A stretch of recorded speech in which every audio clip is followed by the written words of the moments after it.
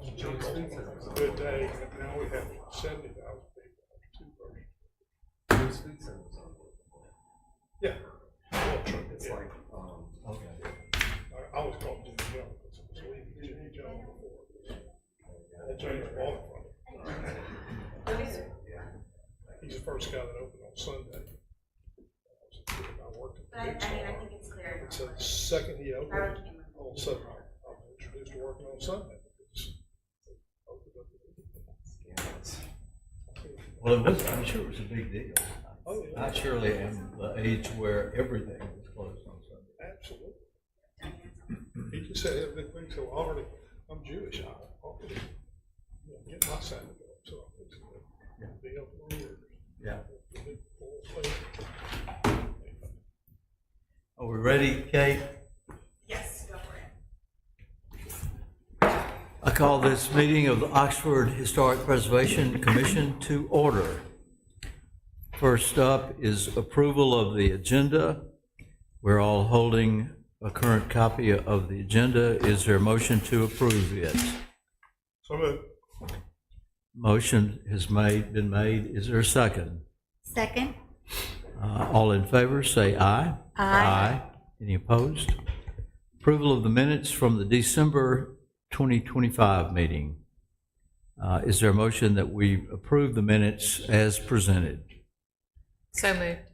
There's a motion. Is there a second? Second. Motion and second. Any conversation about the minutes? If not, all in favor of approval, say aye. Aye. Any opposed? Staff report. Kate, do we have one? Yeah, I'll just note that Commissioner Scruggs is joining us virtually. Oh, good. She's on the line, and then Commissioner Lippenbeck and Commissioner High School were unable to attend. Well, we're glad to have you, Commissioner Scruggs. Are you there? Thank you. Good. Are you? Yes, I am. Thank you. Glad you're here. We have 3 administrative approvals that are listed on our agenda, and the cases are all included in information that we've received. Does any commissioner have any question or comment about any of those 3 cases? If not, we'll move on to the public hearing. Case number 855, COA requested by Joel Lyons for changes to previously approved COA for new construction located at 102 Kennedy Cove. Kate, you want to tell us about this? Yes, so we're all familiar with this property. The plans to build the house shown were approved in November. The change that the applicant is here to request is to use painted brick rather than the previously approved brick exterior. They are making that revision after visiting with the HOA for the site. Staff does not have any issue with this and is recommending approval of the COA. The other 2 homes in Kennedy Cove are painted brick, and this will be very consistent with those 2. And the property owner, Joel Lyons, is here if anyone has questions for him. Thank you.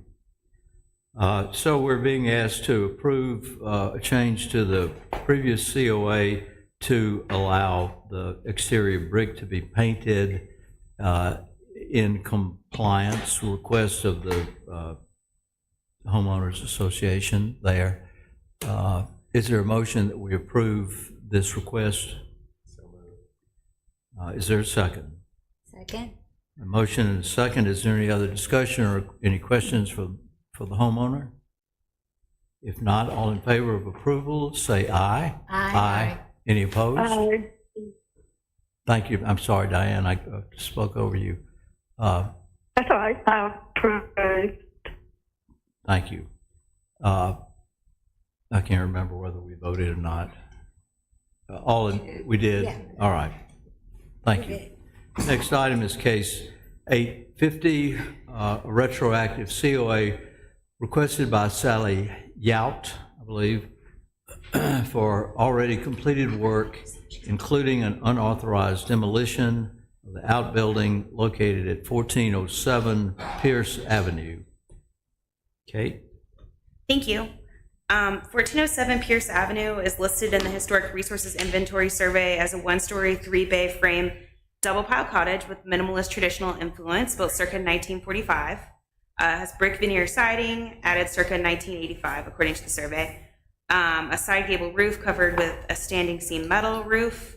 The windows previously were 6/6 metal frame replacement sashes, with a single light fixed picture window flanked by 4/4 metal frame sashes. One bay gable roof porch supported by brick piers. It's listed as non-contributing due to alterations. And the outbuilding garage circa 1955 is described as a one-story, one-bay frame gable roof building with asbestos siding and an overhead door, and is listed as contributing in the survey. In December, it came to the attention of city staff that several changes have been made to this property without the necessary approvals, including certificates of appropriateness or building permits. The house was painted, all windows were replaced, the outbuilding was demolished, and the retaining wall was rebuilt. And presumably the outbuilding was demolished in service of rebuilding that retaining wall. Upon further investigation, it became clear that interior permits, so electrical, plumbing, etc., were issued for the property in March, but no permits were issued for exterior work, and the building permit application stated that the work was interior only. Upon discovery of unapproved work, the property owner and contractor were cited by city code enforcement, and they were required to apply for the retroactive certificate of appropriateness, which we're having the public hearing for today. There are implications with the municipal code when unapproved work is performed without a COA. Section 54 of the code mentions remedies for unapproved work on a couple of occasions, which I've included in your staff report. For unauthorized demolition, the commission shall determine whether an unauthorized demolition has occurred or is in progress. If the commission finds that an unauthorized demolition, complete or partial, has occurred or isn't in progress, it may make a recommendation to the code enforcement officer to pursue action, which is what was done with that citation. The commission may also consider possible remedies for unauthorized partial demolitions that may result in a new certificate of appropriateness. The resource is completely demolished, the commission shall have the authority to deny any application on the same property for up to 48 months. The applicant at its discretion may be required to reconstruct the demolished resource. The commission will consider the size, footprint, and materials of the demolished resource when considering a new COA for the demolition site. And then section 5432, which is enforcement and penalties, offers both civil and criminal options in the code. The following civil and criminal penalties may be imposed upon those persons found to have violated requirements or prohibitions contained within this article. So the first is a civil penalty, which is what you'll be considering today, which is that any person who constructs, alters, relocates, or demolishes any resource in violation of this article shall be required to restore the resource to its appearance or setting prior to the violation.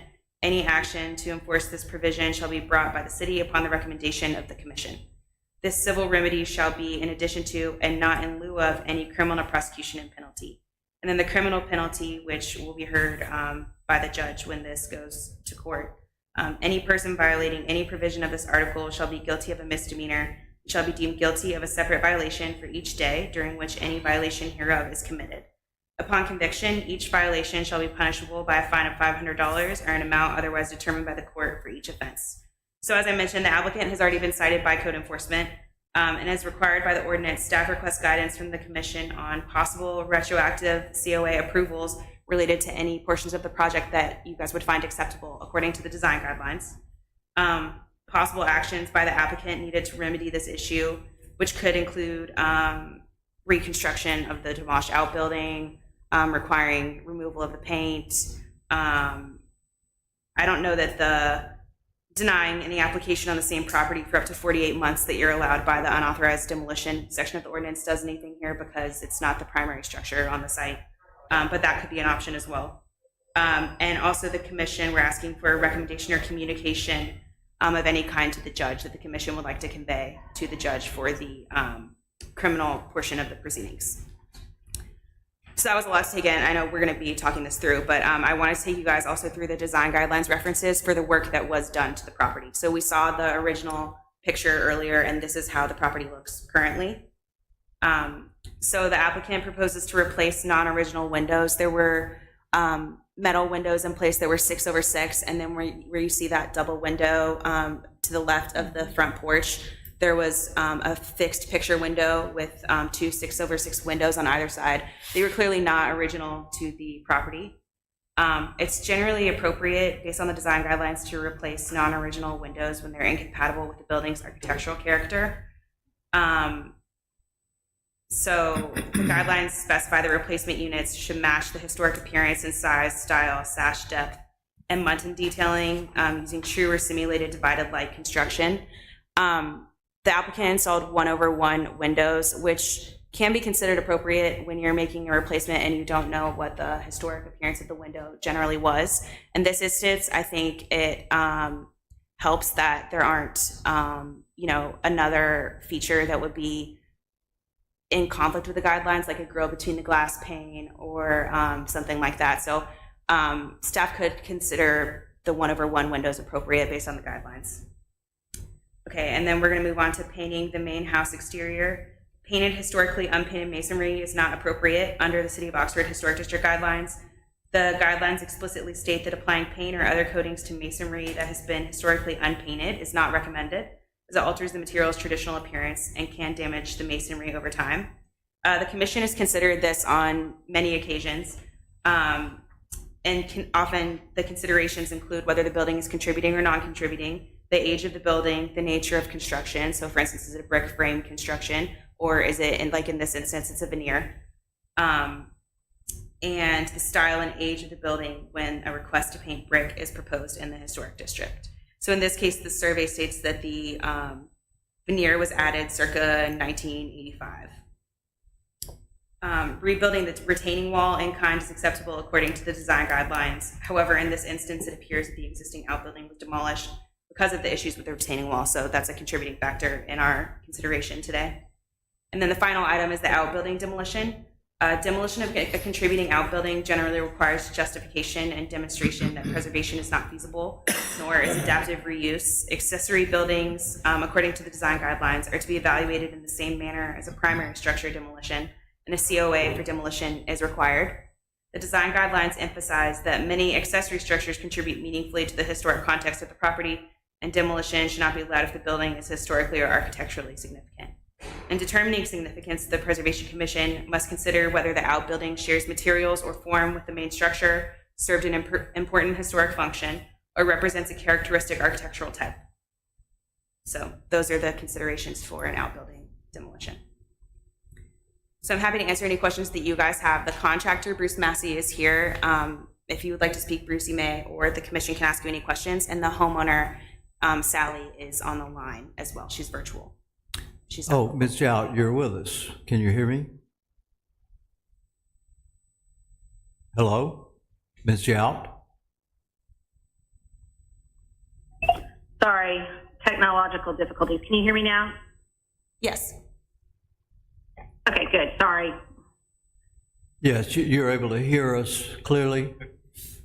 Yes, sir. Yeah, yes. Thank you for joining us. Thank you, Kate. Well, I just found out about it, but I'm here. This is a serious case, in egregious violations of the city's ordinances, guidelines, and the commission has a role to play in many aspects of where we are right now in this. There have been a number of twists and turns. The city has cited both Ms. Yao and the contractor, Mr. Massey. I don't believe they've had their court date yet, but they're both civil and criminal issues that are to be dealt with in this situation. So it's a serious situation, and what I propose to suggest to the commission is that we review this initially as we would had you done the right thing and come before the commission requesting a COA for all the things that were done. But I've got to ask, before we really start that process, why did you not apply? Why did you not get permits, or why did you not take the right steps to get legal permits for this? I'm asking Ms. Yout first, but Mr. Massey, if you'll come up to the podium, I'm sure your information will be of value too. Ms. Yout, why did you not do the right thing? Well, I'm as shocked to learn about that I didn't do the right thing. We fell in love with Oxford. We fell in love with this neighborhood, and we found a house, and we thought we were doing all the right things, sir. I didn't even know that I was supposed to be at this hearing tonight until 3 o'clock today, so I apologize for that. I'm sorry, say that again. You didn't know what till 3 o'clock? I said I did not even know that I needed to be at this hearing until 3 p.m. this afternoon. I did not know I have a criminal hearing coming up. So I'm so sorry. I mean, this is all very shocking to me because really we fell in love with Oxford. We fell in love with this neighborhood. We found a house that needed a lot of love. And we did not intentionally break any historic commission rules. I thought we could paint the house. I don't want to speak for Bruce, but Bruce thought we could paint the house. The windows were the things we did because the house, the windows were in terrible condition. But if I'd known, of course I would have applied for the proper permits. I mean, I would never intentionally, and so obviously do something that was against the rules. I did not know, and I'm not trying, ignorance I know is not an excuse, but well, then I thought I was doing the right thing. I guess it's appropriate for me to ask you, Mr. Massey, why did you proceed with the work without permits? Yes, sir. Most of y'all know me. I'm Bruce Massey. I've been here doing this work for almost 25 years and never have had anything like this happen to me. Not one fine, penalty, or anything. So this is really embarrassing to me. This has been 18 months ago. And what I can recall from the reasoning is the fact that we were just so busy and going. We were building one right down the street on the same street. I believe we went through the proper process then. But on the interior, we did apply for a building permit, and we did get the building permit when we were starting for the interior renovation. For the interior, Yes, sir. we know that. Yes, sir. And on the exterior, the shed was in such bad shape that I did not, to be honest with you, I did not even think about it. I mean, I know it wouldn't have been anything but a $100 filing fee, I believe, to apply for this process. So there's no excuse for it, but I just assumed that the condition of it being if you could zoom in on one of those pictures, the neighbor's retaining wall is laying on that one right there.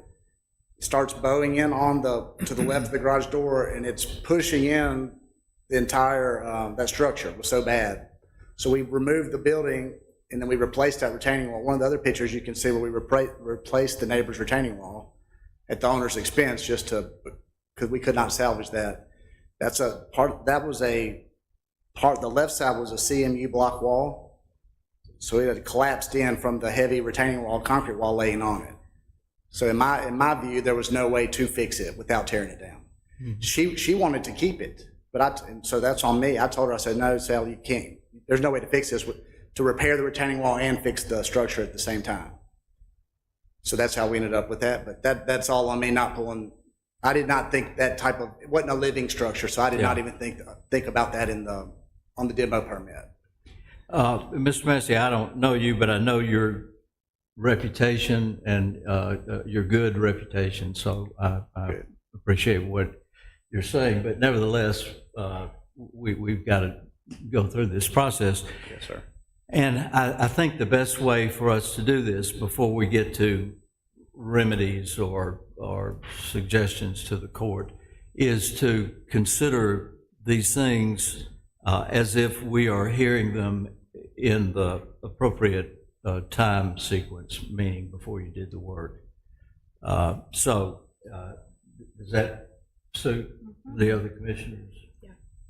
And let's just look at them one at a time. And of these, I would say the most egregious is the unauthorized demolition. So I'll open the floor for reactions to a request to demolish this outbuilding at this property.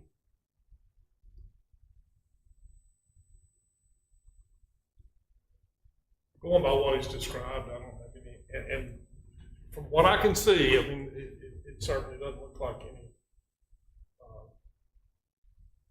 anything special.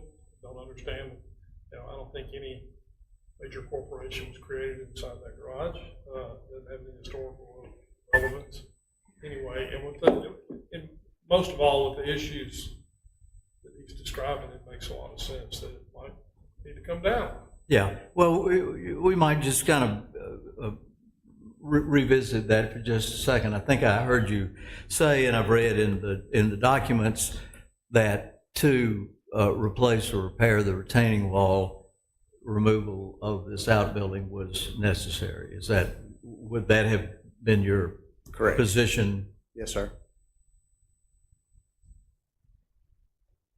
And if you do want to go to one of the other pictures, I think from the backyard view in it, you can see, I just wanted to show, we did indeed replace the retaining wall. You can see a clear division line of the new and old. I don't know if there's another, there was one that was showing the little slab, I don't. That's all I have. This photo I took from Okay. real estate listing. We obviously didn't have Okay, we can get another one to show that clear line that the wall was replaced. Oh, the new,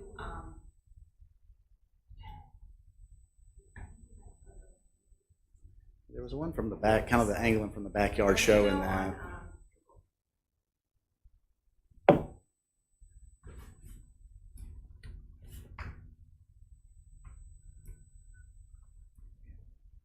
You can clearly see where the new wall is in person.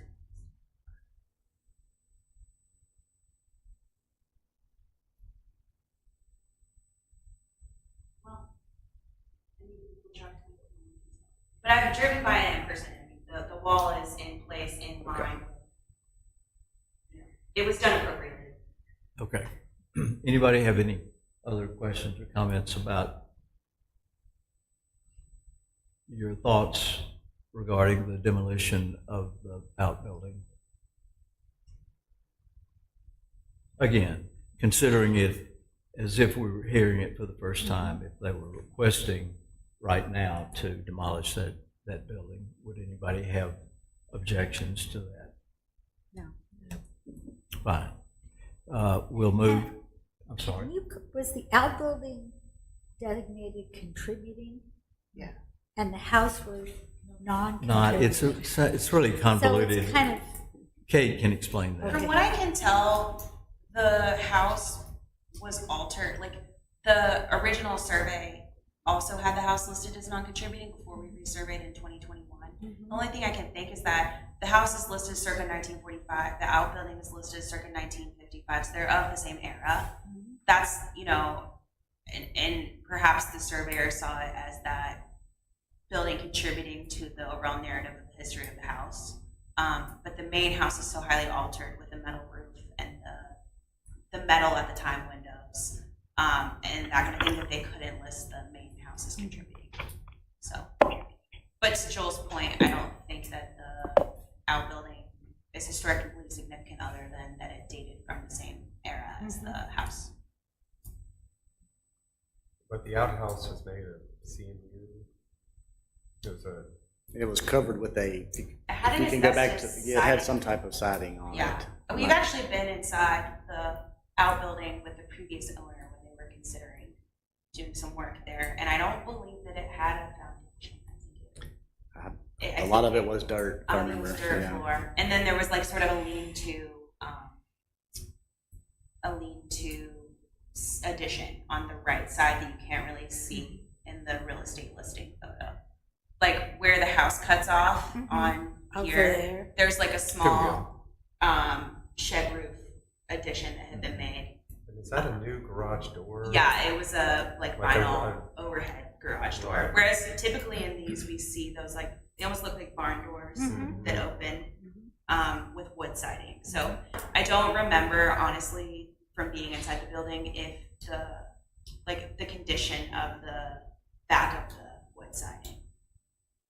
And we went with the prior owner, or I'm sorry, we were asked to come over and take a look at it with the prior owner. And, you know, Bruce is right, the retaining wall was failing It was into this.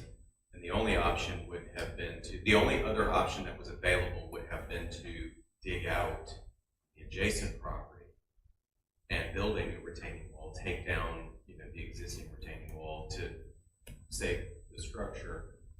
And, you know, I don't know that there was a willingness to do that with the adjacent property owner. And I believe that they would have lost some pretty significant trees. As a result, you can see those mature trees that are right there on that wall, along that wall. So It seems that the removal of the building was required to address the issues with the retaining wall, and we seem to be in agreement that there's no real significance to the original outbuilding as we're seeing it here. Next item is replacing all the windows in the house. We've heard Kate's comments about the fact that we don't really know what the original windows of the 1945 house looked like, and the replacement windows are acceptable in our guidelines. Anybody want to say any more about that? Painted brick, hot topic here for us always. In your defense, it's a brick veneer building. The bricks didn't go up till maybe 1985. It's not a frame brick building. The remedy for that would be requiring you to remove the paint. We have made exceptions to our guidelines of allowing paint on particularly veneer bricks. Anybody have an issue with? What was the condition of the brick veneer? Do you remember? Okay, could you go back to a couple of those? It's been worked on many times. There's different mortar joints and there's different brick colors. Yeah. See how they patched behind the AC unit there? They patched that whole wall with something. If you turn the corner down the driveway, the next corner down, it's like that was an addition that they did after they built it originally in the 40s, if that's what. I don't know if you have one on the driveway side, okay? Yeah. I'll show it. We see your point. Yeah. It's just different. I don't think I have the other. Okay. This is as close as we're gonna Would you see where it's turning white on the back of the house? Yeah. It's a whole separate, that's a whole separate color as well. Any other comments about painted brick? And the last item Hey, is, Jack, yes, Diane. Jack, Yes. didn't we have a house on Johnson or one of those streets that we had an issue with brick being two different types? Kate, do you remember that? We've Yeah. had that with other we have had that houses. before, and there is a house that Jonathan Maddox worked on. I think it was on Johnson that had two different bricks, and it was a veneer, and it was allowed to be painted. And it sits on the corner of Johnson. And Yeah, that was what, 3 years ago, about 3 years ago? It was quite a while ago, yes. And then we obviously had the Beanland house last month that was a veneer, which is a different situation, but Same it was a thing. brick veneer house Yeah. of this era. Yeah, good point. Thank you, Diane. And the next part of this is the retaining wall, which we have mentioned several times in this conversation. It was obviously in bad repair. Correct. Yes, sir. Not working as it should. Correct. It had collapsed into the house, into the Okay, structure. so it had already collapsed. Yes, sir. So if this were 18 months ago and you were here for the first time, it sounds to me like you would have gotten a pretty positive response. So, Kate, Ben, make sure I'll do this in the right order. We will consider issuing a retro COA for all these items. And then we need to just address the last part, which we're required to say something to the court about. Right, it's essentially if there's any communication you would like to go to the judge. So for the first portion, I would think that there would be a motion that includes either all or some of the items that are requested. Yep. And also that motion may or may not include, I'm not saying that this is the case, but let's say the commission wanted the building to be rebuilt. That would be included in that first motion as well. Yeah. So that's what we're looking for there. And then the second item is, I guess we'd be putting on the record anything they would want to communicate to the judge, whether that's like, you know, conveyance of what the decision was today and anything else about it, you know. As there may not be. Yeah. Yeah, I understand. Well, you know, I think if we, if I, and again, I'd really appreciate input. One option is for the motion to include retro approval of all four of these in one motion. The other option would be for us to look at each one individually. Sure. And if there would be any desire to pursue the rebuilding of that outbuilding, then that would be a reason to look at them individually. Is there any interest or comment from anyone that would like to discuss the possibility of requiring them to rebuild that outbuilding? It won't matter, it won't be contributing, even though it was previously, if they build a new one, right? Correct. Yeah. It would be more of a, yeah. That's right. Right, new construction or whatever. And it would be shifted as well because Obviously, went to It's not even in the same well, it has to location. be 5 feet off the property line Yeah. because it's the accessory structure. Yeah. Thank you. Does that satisfy Yes. your question? Is there objection to me asking for a motion to grant a retroactive COA for all four of these points?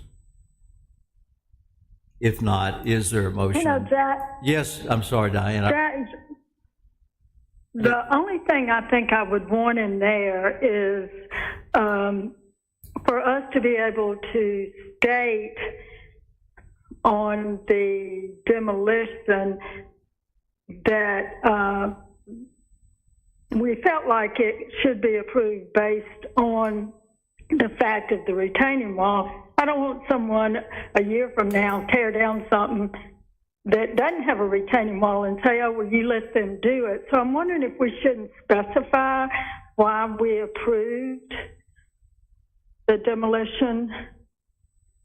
You could include that in your motion, Diane, that the demolition is due to the nature of the retaining wall damaging the outbuilding. I think, Kate, I really think that might be a good idea because, you know, you open up Pandora's box a lot of times Sure. Yeah. with a blanket motion per se. That's So, a good point, and then it'll be on the record as well. all right. Well, let's Exactly. let's separate these four items into two motions. There would be one motion dealing with the unauthorized demolition.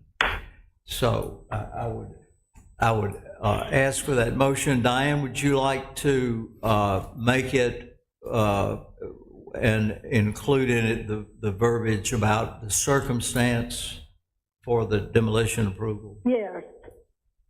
Yes, I think I would like to say that we will approve the demolition, which has already taken place, based on the fact that the retaining wall was leaning into the building, which caused the property, the building to be demolished. Great. I think you're right in suggesting that and making that motion. Is there a second to Diane's motion? Second. A motion and a second. Any other comments about the demolition? If not, all in favor of a retro approval of the demolition of the outbuilding, say aye. Aye. Any opposed? I intended to say aye as well. The motion passes. Now we consider the next three items, I would hope, as one group. The replacement of windows, the painting of the brick, and the building of the rebuilding of the retaining wall. Is there a motion that we give a retroactive approval for those three items?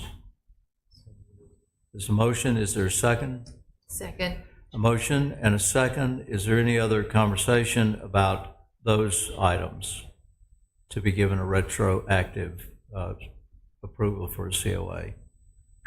If not, all in favor of that approval, say aye. Aye. Any opposed? That motion carries. The next item that we are asked to do is to voice an opinion, make a recommendation to the court that has cited both the builder and the homeowner for civil and criminal charges. I think our purview is simply to no monetary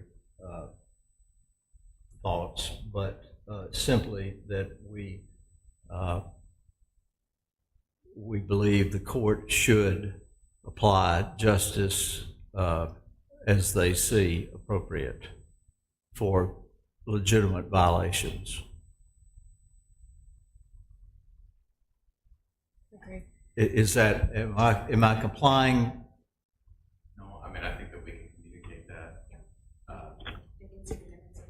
Yeah, it'll be in the minutes, and we'll provide that to the clerk.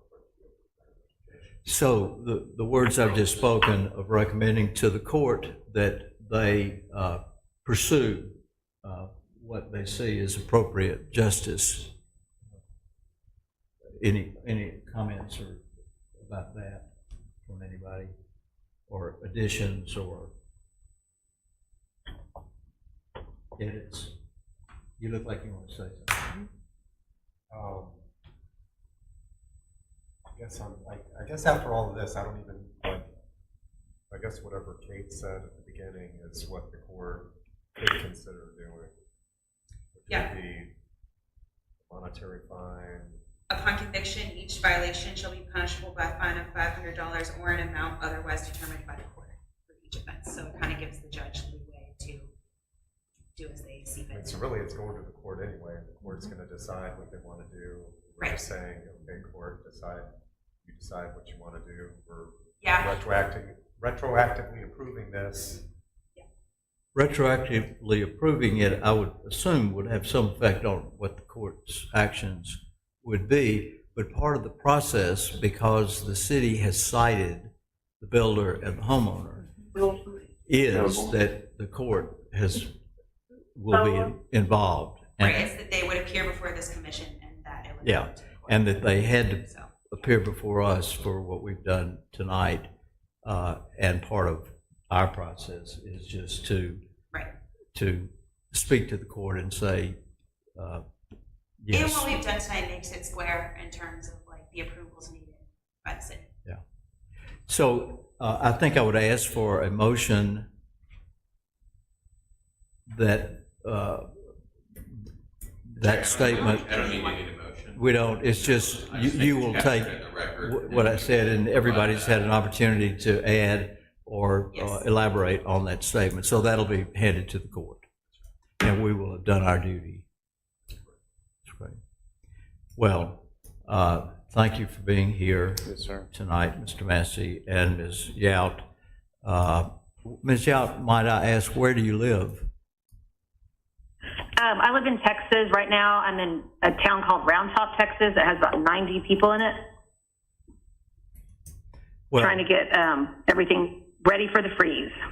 We're glad that you love Oxford, and we I do. we welcome you to Oxford, and look forward to meeting you under more pleasant circumstances. Thank you very much. Absolutely. All right, thank you. Is there any other business that anybody has to come before the commission? If not, is there a motion to adjourn? So moved. Is there a second? All in favor, say aye. Aye. We're adjourned.